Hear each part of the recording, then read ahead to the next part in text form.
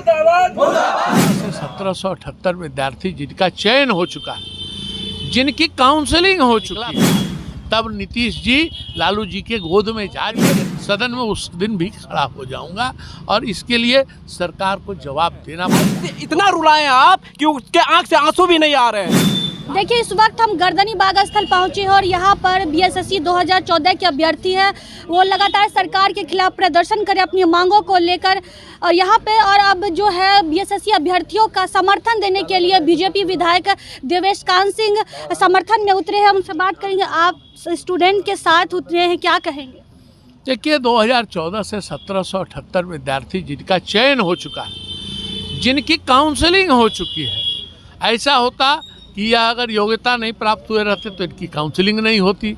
इनसे कम अंकों वालों का पत्र निकल चुका है, पद खाली हैं, लेकिन सरकार इनकी नियुक्ति अब नहीं करने के पक्ष में है। सिर्फ गोल गोल बातें कर रही है। मुख्यमंत्री से मिलने पर इनको कर्मचारी चयन आयोग को एक स्वतंत्र आयोग बताते हुए बात टाल दी जाती है और कर्मचारी चयन आयोग चोरों का ठिकाना हो गया है। इसके एक पूर्व के अध्यक्ष आज भी जेल में हैं और वर्तमान के अध्यक्ष पूर्व के अध्यक्ष के रास्ते पर जाने में काम भी नहीं करते हैं और कोई नया आगे भी काम करने की उनसे संभावना भी पहले तो आपकी ही सरकार थी। नहीं, मैं उससे आपको मैं स्पष्ट अभ्यर्थी जो है पहले 2014 के ही हैं। 2014 में किसकी सरकार थी? अगर आप पत्रकार हैं तो आपको याद होगा 2014 में भी जब यह निकला था तब नीतीश जी लालू जी के गोद में जा चुके थे। उसके बाद तो आपकी सरकार आई ना? हमारी सरकार 2017 में आई और बीच में हम कुछ दिनों तक उनके साथ रहे। तो हमारे साथ हमारे मंत्रिमंडल के जो भी विभाग थे, आप देख लीजिए, माननीय मंत्री मंगल पांडे के विभाग, स्वास्थ्य विभाग में उनके कर्मचारी, तकनीकी और स्वास्थ्य विभाग की बहालियों में आप देखिए 10,000 से ऊपर जीएनएम, एएनएम और डॉक्टरों के 6200 डॉक्टरों की बहाली हुई। लेकिन जो विभाग, सामान्य प्रशासन, गृह, जो मुख्यमंत्री के पास थे, उसके चयन आयोग ने आज तक वह भी काम नहीं किया। हमारे काम और उनके काम को आप मंत्रिमंडल के बीच में निकाल के देख लीजिए। हमारा विभाग देख लीजिए कोरोना में क्या किया। वह विभाग स्वास्थ्य मंगल पांडे जी के पास था। पूरे भारत के स्तर पर आप उठा के देख लीजिए, सबसे पिछड़ा राष्ट्र होते हुए भी, राज्य होते हुए भी बिहार का मोर्टेलिटी रेट सबसे बढ़िया रहा, सबसे कम रहा। सब जगह से बेहतर स्थिति में हम रहे। हमारे यहाँ बहालियाँ उनसे बेहतर हो गई हैं। आप चलिए चयन आयोग के अंतर्गत जितने डॉक्टरों की बहाली विगत 30 वर्षों में नहीं हुई थी, वह विगत 2 वर्षों में हो गई। जितने जीएनएमओ की बहाली विगत 26 वर्षों में नहीं हुई थी, वह विगत 2 वर्षों में हो गई। लेकिन फिर देखिए, मंगल पांडे के हटने के साथ ही तकनीकी और स्वास्थ्य जो चयन आयोग है, टेक्निकल आयोग, वह भी काम करना बंद कर दिया। चूँकि मुख्यमंत्री इसको समझ में आने लगा कि यह बहाली तो मंगल पांडे की वजह से हो रही थी, तो उनका नाम होने लगेगा। और ऐसे स्थिति में मेरा विश्राम करने का ऐसे तो समय आ ही गया है।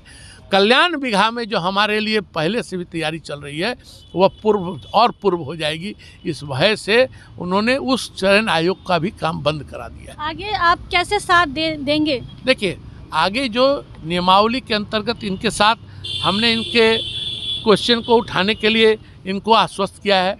लेकिन अभी जो पता चला है कि पूर्व में भी विधानसभा में उठा है और एक ही सत्र में एक प्रश्न 2 व्यक्ति नहीं उठा सकते हैं। लेकिन फिर भी अगर दोनों के बीच में कोई अगर एक आदमी उठाए होंगे, चाहे कोई भी दल का विधायक हो, उनके प्रश्न के आने पर उनके साथ ही मैं इन लोगों के लिए सदन में उस दिन भी खड़ा हो जाऊंगा और इसके लिए सरकार को जवाब देना पड़ेगा। क्योंकि सरकार ने बहाली निकाली है, किसी व्यक्ति विशेष की नहीं है। सरकार की जिम्मेदारी होती है। सरकार का यह कहना कि स्वतंत्र आयोग है, अगर स्वतंत्र आयोग है तो आयोग काम करने के लिए स्वतंत्र है, लेकिन उसकी बहाली, उसके अध्यक्ष, उसके कर्मचारी को बिहार सरकार वेतन देती है, इसलिए वह बिहार सरकार के अधीन आता है और सामान्य प्रशासन और गृह विभाग दोनों माननीय मुख्यमंत्री के पास है। अब माननीय मुख्यमंत्री काम नहीं करना चाहते हैं, इसलिए बहाने अनेक करते हैं। क्या लगता है बीजेपी विधायक अब आपके साथ है, इंसाफ मिलेगा? अब तो मिलेगा ही, तो सामने सर अभी तो समर्थन जता रहे हैं। अब तो भविष्य की बात है कि मिलेगा कि नहीं मिलेगा, तो सरकार सर तो अभी बता रहे हैं कि नहीं हम लोग पूरा सहयोग करेंगे। और जिस दिन बिहार विधानसभा में कहीं माननीय विधायक जी कहीं आवाज़ उठा देते हैं तो निश्चित रूप से हम लोग का आवाज़ मिलेगा। और साथ में हम तो पूरा विश्वास है। अभी तो पूरा तो विश्वास है, पूरा विश्वास भी हो गया है कि हम लोग का विधानसभा में कहीं आवाज़ उठ गया, कहीं सर उठा दिए तो निश्चित रूप से हो जाएगा। और इसके अतिरिक्त हम लोग जो भी होगा माननीय मुख्यमंत्री और उप मुख्यमंत्री का विरोध करने का काम करेंगे। प्रत्येक जिला में हम विरोध करेंगे। आगामी लोकसभा और बिहार विधानसभा जहाँ भी चुनाव होगा वहाँ विरोध करने का काम करेंगे।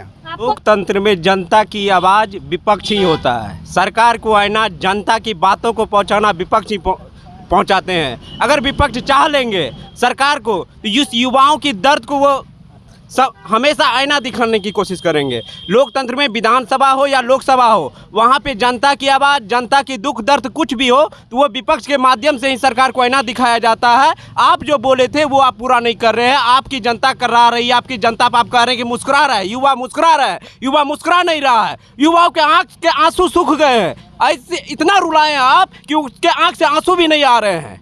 आप कह रहे हैं कि युवा मुस्कुरा रहे हैं बिहार में। आप कह रहे हैं कि 10 लाख 20 लाख की नौकरी देंगे, लेकिन कहाँ गई आपकी पेन की स्याही जो कि बोले थे कि आते ही हम पहला साइन मेरा होगा 10 लाख नौकरी से। आप जो वैकेंसी 2000 पिछले 9 साल की है, पहले उसको तो ज्वाइनिंग दीजिए। आप 1778 युवा सब चीज़ करके भटक रहा है और आप कह रहे हैं कि हम 10 लाख नौकरी देंगे, कोई कह रहे हैं 20 लाख नौकरी देंगे। और हम कह रहे हैं कि अभी ये विपक्ष बीजेपी जो हम बिहार सरकार में है, अगर ये हम लोग के साथ दे देते हैं हम लोग की जीत सुनिश्चित है, क्योंकि लोकतंत्र पक्ष और विपक्ष दोनों से चलता है। अगर विपक्ष कोई किसी भी सरकार को आईना दिखाने का काम विधानसभा में लोकसभा में जनता के तरफ से विपक्ष ही करते हैं। अगर ये हम लोगों के पूरे अपनी सहमति से हम लोग के साथ हो जाएंगे, हम लोग की जीत सुनिश्चित है। और आगे आने वाले चाहे विधानसभा चुनाव हो या लोकसभा चुनाव हो, इस सरकार को हम कुर्सी से बाहर करने का काम करेंगे। देखिए बीजेपी विधायक बीएसएससी अभ्यर्थियों के साथ है और उनका पूरा इस अभ्यर्थियों का विश्वास है कि हमारे समर्थन में विपक्ष उतरी है और हमें पूरा इंसाफ मिलेगा। और अगर इंसाफ नहीं मिलेगा तो 2024 और 25 में सरकार को सत्ता से बाहर कर देगी। अब देखना होगा कि बीजेपी विधायक जो देवेश कांत सिंह है वो सब अभ्यर्थियों के समर्थन में उतरे हैं। अब सरकार क्या अभ्यर्थियों की बात सुनती है